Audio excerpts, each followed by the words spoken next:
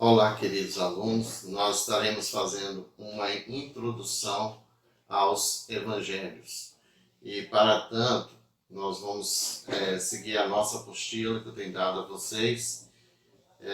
Primeiro, queria destacar que nós, até agora, nós vimos o pano de fundo político, religioso e cultural do Novo Testamento.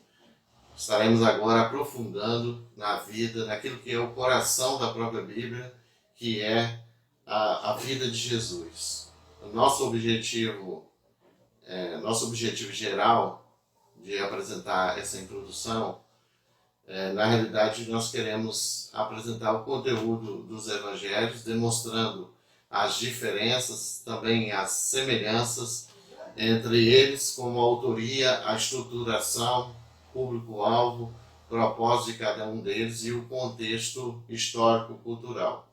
Como objetivo específico, queremos destacar a importância da vida e do ministério de Jesus e como os evangelhos fixou por escrito esse evento histórico.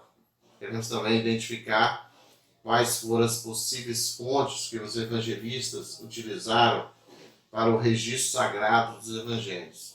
Conhecer os autores humanos dos evangelhos, sua biografia, sua personalidade, seu estilo literário, sua intenção original, público-alvo, seu propósito teológico, litúrgico e eclesiástico.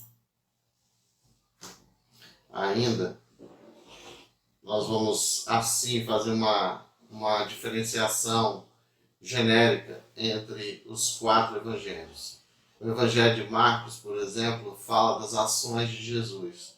O Evangelho de Mateus vai trabalhar a biblicidade ou o cumprimento das Escrituras Sagradas. O Evangelho de Lucas vai tratar mais da humanidade e historicidade de Jesus, enquanto o Evangelho de João vai tratar mais da divindade. É sabido que Jesus não escreveu livro algum. Portanto, essa tarefa ficou na responsabilidade dos apóstolos ou de alguém vinculado a eles, pois um dos critérios do cânon do Novo Testamento era a apostolicidade. Dentre os diversos seguidores de Jesus, os escolhidos foram Mateus, Marcos, Lucas e João. Antes de entrar na autenticidade dos evangelhos, eu queria falar um pouco sobre o significado dessa palavra. Esse vocábulo evangelho é oriundo da palavra evangelion, transliterada para o português como evangelho. O significado é literalmente boa notícia. Mas qual a boa notícia? É a boa notícia da intervenção histórico-salvífica de Deus na pessoa e na obra de Jesus de Nazaré, o Messias prometido na antiga aliança.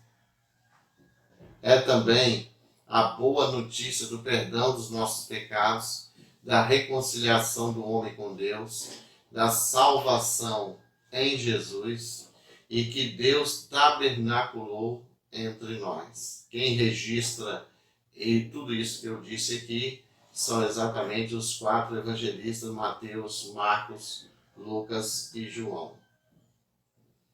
Sobre a autenticidade dos evangelhos, eu tenho uma palavra aqui do Dr. Estevão Bittencourt, que ele vai falar, comparando os evangelhos com os escritos antigos, como Júlio César e outros. Ele fala que a diferença entre o evento e o escrito desse evento dos evangelhos é bem menor se comparado com outros escritos antigos. Os evangelhos, por exemplo, nós podemos dizer uma média aí de 50 anos logo depois.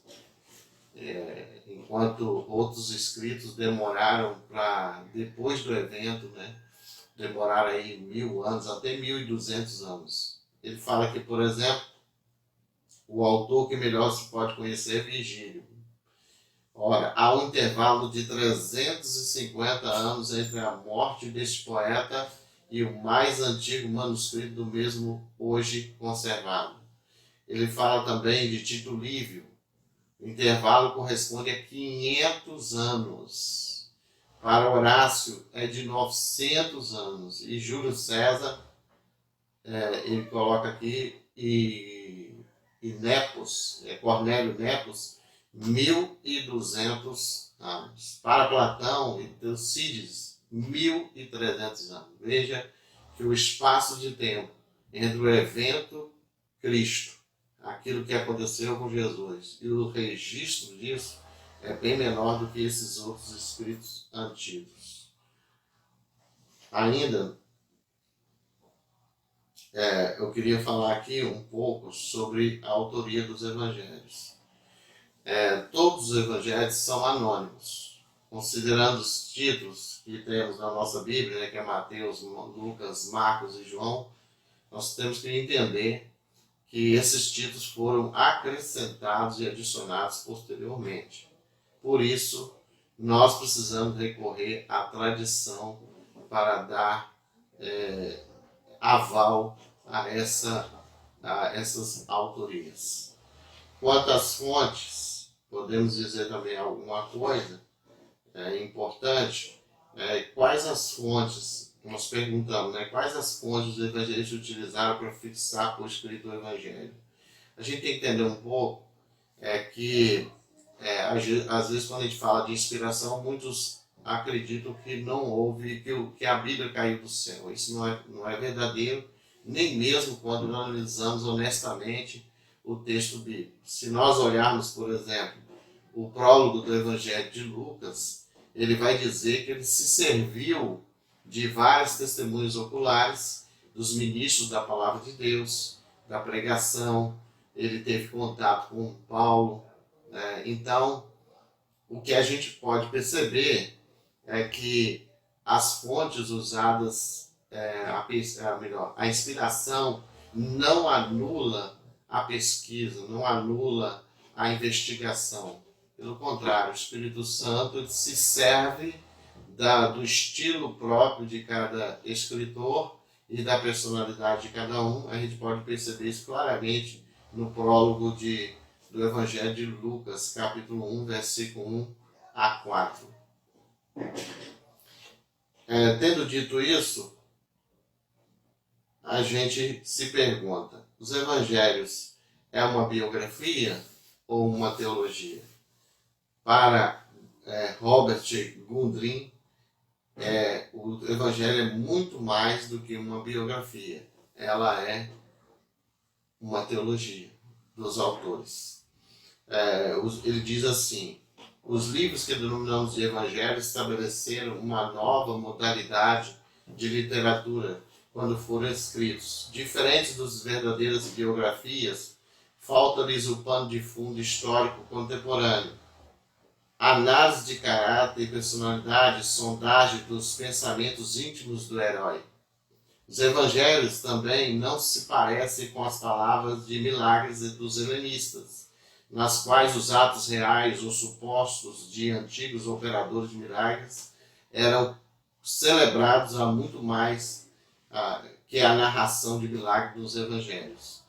Por igual modo, os evangelhos não nos apresentam simples memórias. Antes, são proclamações escritas da história da redenção de acordo com as perspectivas teológicas.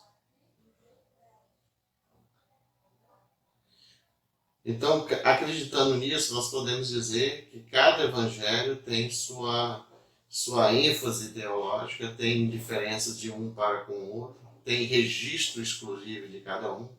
E eu falo para vocês aqui um quadro comparativo que eu fiz de cada evangelista para a gente entender essas diferenças e também semelhanças entre os autores dos evangelhos.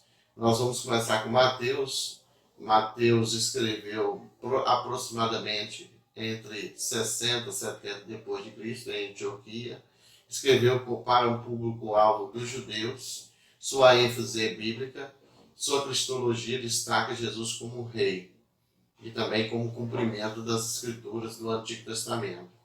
O método didático dele é separar do seu evangelho 5 blocos de sermões de Jesus. Eu vou estar falando isso nas próximas aulas.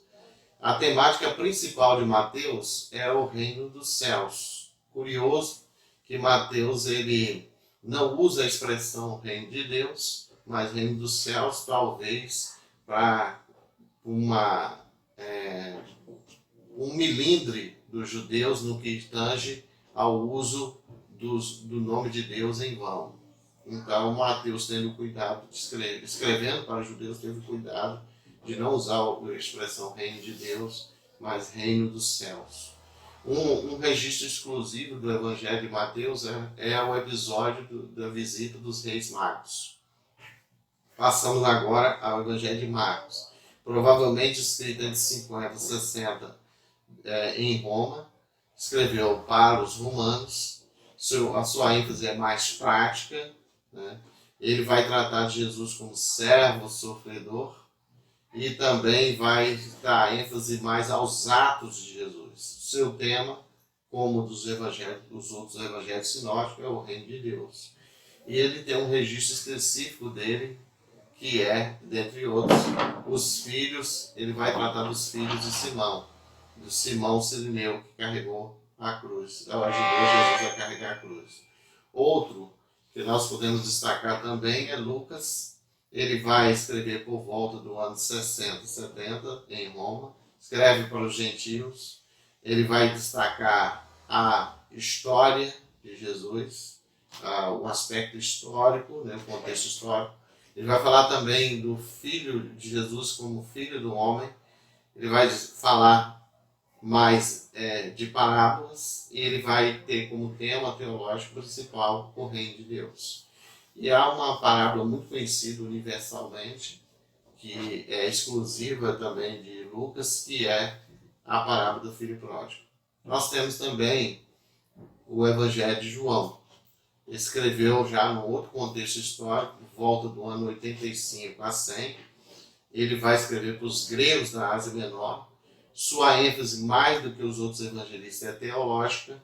Ele vai falar desenvolver na sua cristologia Jesus como Filho de Deus. Ele substitui as parábolas por metáforas e antíteses. E ele substitui também o tema reino de Deus, ou reino dos céus, pela vida eterna. E há um episódio exclusivo dele, dentre outros, é o episódio de Tomé. Então, basicamente, esse aqui é uma introdução apenas aos evangelhos. Nas próximas aulas estaremos falando especificamente de cada um dos evangelistas. Que Deus nos abençoe.